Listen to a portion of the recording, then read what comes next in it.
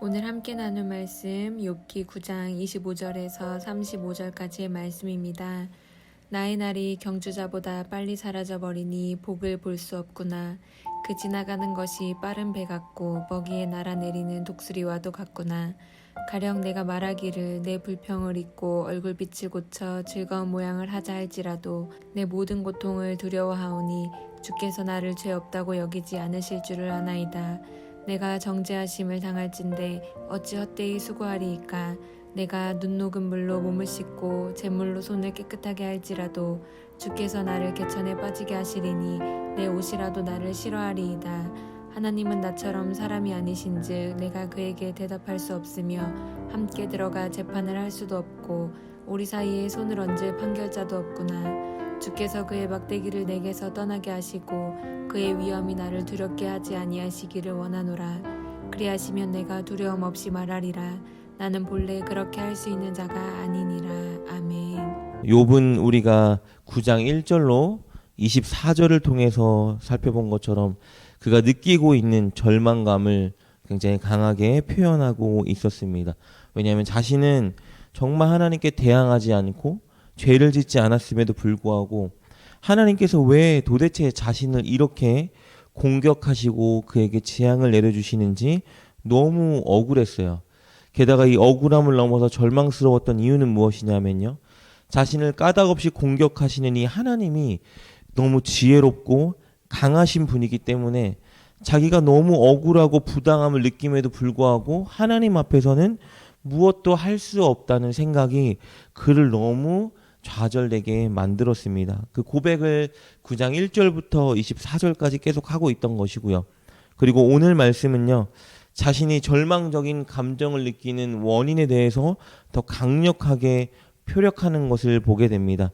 오늘 욥이 내가 왜 절망스러운지에 대해서 표현하는 이 네 가지 이유에 대해서 여러분과 짧게 살펴보고 싶습니다. 그가 주장하는 나는 너무 절망적이고 좌절스럽다라고 내세우는 첫 번째 이유는 바로 내 인생이 이제 무엇을 하기에는 너무 짧기 때문이다라고 말해요. 그는 질병으로 인해서 자기 인생이 이제 얼마 남지 않았음을 느끼고 있습니다. 그래서 이제 내 인생이 순식간에 사라지고 있음에 대해서 절망하고 있어요. 우리가 읽은 25절, 26절 말씀입니다. 나의 날이 경주자보다 빨리 사라져버리니 복을 볼 수 없구나. 그 지나가는 것이 빠른 배 같고 먹이에 날아내리는 독수리와 같구나 라고 말합니다. 그러니까 자기에게 남은 날이 지금 경주자, 그리고 빠른 배, 독수리 같다라고 표현하고 있는 거예요. 그만큼 내 인생이 너무 순식간에 빨리 흘러가 버리고 있기 때문에 이제 내 억울함을 해소하기에는, 그리고 나의 의로움, 내가 죄짓지 않았음을 증명하고 회복하기에는 남은 인생이 너무 짧다라는 거예요. 그래서 내가 이제 더 이상 무엇을 할 수 없다라고 느끼기 때문에 내 인생이, 내 처지가 너무 절망스럽다라고 주장하고 있습니다. 그리고 그가 주장하는 절망스러운 두 번째 이유는요, 하나님이 늘 나를 두렵게 하시기 때문이다 라고 말하는 거예요. 우리 27절 28절입니다. 가령 내가 말하기를 내 불평을 잊고 얼굴빛을 고쳐 즐거운 모양을 하자 할지라도 내 모든 고통을 두려워하오니 주께서 나를 죄 없다 여기지 않으실 줄을 아나이다. 그러니까 이런 거예요. 설령 욥이 이 고난 중에서도 내가 긍정적으로 생각해보자, 한번 웃어보자, 노력해도 도저히 웃을 수가 없는 상황이라는 거예요. 왜냐하면 하나님이 그에게 멈추지 않는 고통을 주시기 때문에 모든 순간순간이 하나님 주시는 이 고통으로 두려움에 가득 차 있다라는 거예요. 내가 웃고 싶어하는 마음과 의지보다 하나님이 주신 고통으로 인한 두려움이 훨씬 크기 때문에 나는 절망스럽다라고 말하고 있는 거예요. 왜 고통을 주시는 거예요? 나는 분명히 죄를 안 지었는데 하나님이 나를 죄 있다라고 말씀하시면서 고통을 준다라고 생각하고 있기 때문에 인생이 너무 좌절스럽다라고 고백하고 있습니다. 그리고 그가 주장하는 세 번째 이유, 그것은요, 아무리 노력해도 깨끗해지지가 않는 삶이기 때문이라는 거예요. 우리 29절부터 31절 말씀입니다. 내가 정죄하심을 당할진대 어찌 헛되이 수고하리이까. 내가 눈 녹은 물로 몸을 씻고 잿물로 손을 깨끗하게 할지라도 주께서 나를 개천에 빠지게 하시리니 내 옷이라도 나를 싫어하리이다. 욥은 지금 몸이 부정해졌죠. 왜냐하면 정수리부터 발끝까지 악성 종기가 나서 막 진물이 터지고 구더기가 몸에 있는 상황이에요. 근데 이 더럽고 부정해진 육체를 깨끗하게 씻으려고 아무리 노력을 해도 소용이 없다라는 거예요. 이런 물로 씻고 잿물로 손을 씻는다는 것은 정결의식을 뜻해요. 아무리 노력해도 소용없는 이유는 무엇이냐 하면 하나님이 오늘 32절에 이렇게 고백하고 있죠. 나를 마치 개천에 빠뜨리게 하시는 것 같다라는 거예요.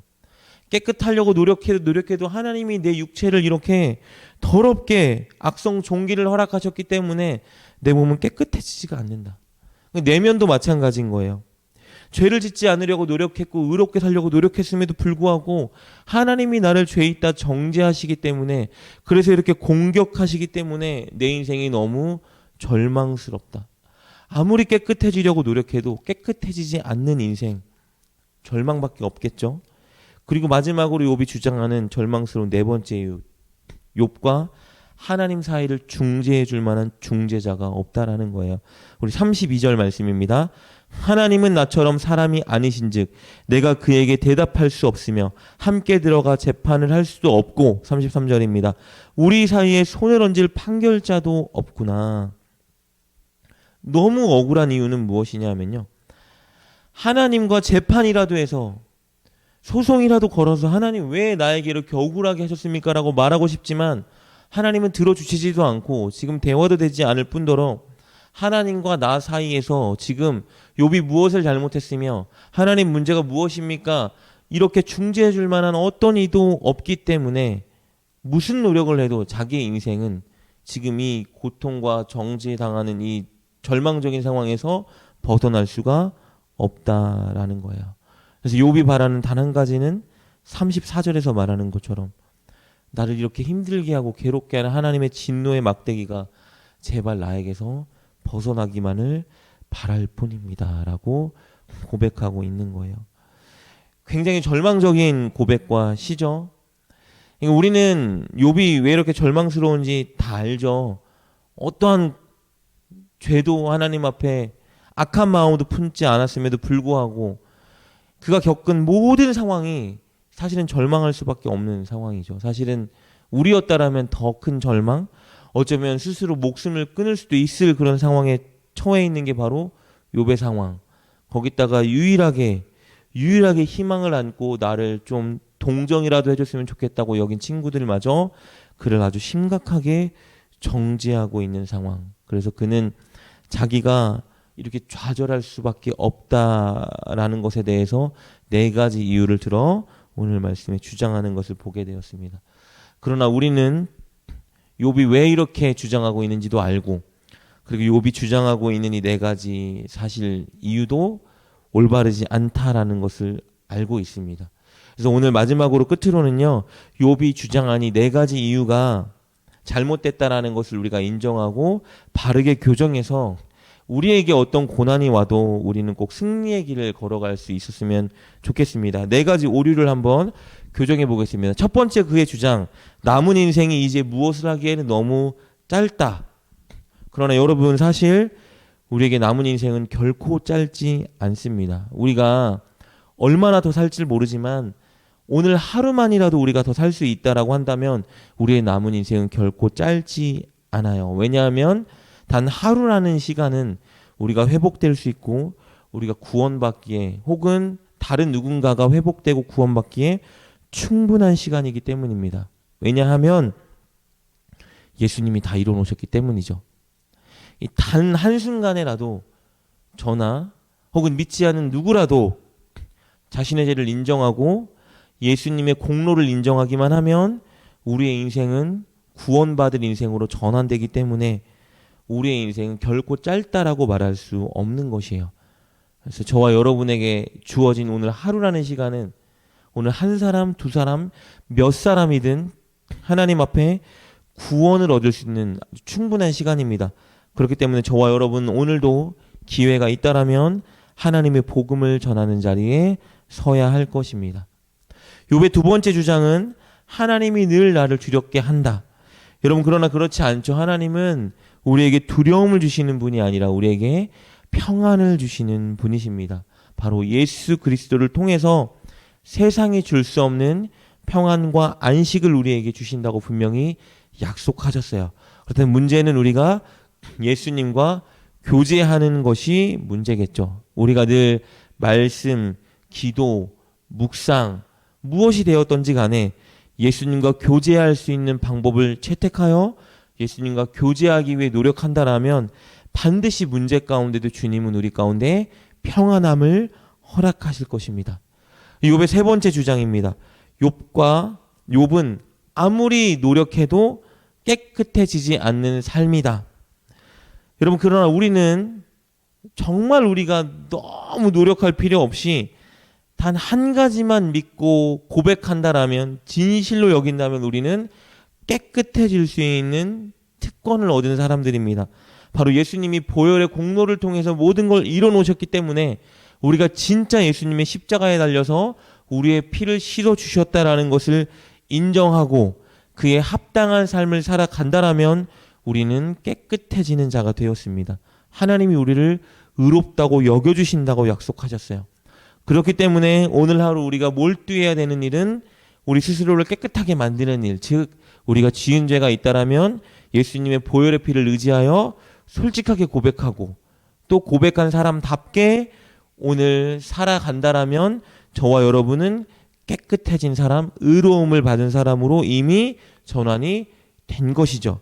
그리고 마지막 그의 주장, 욥과 하나님 사이를 중재해줄 중재자가 없다.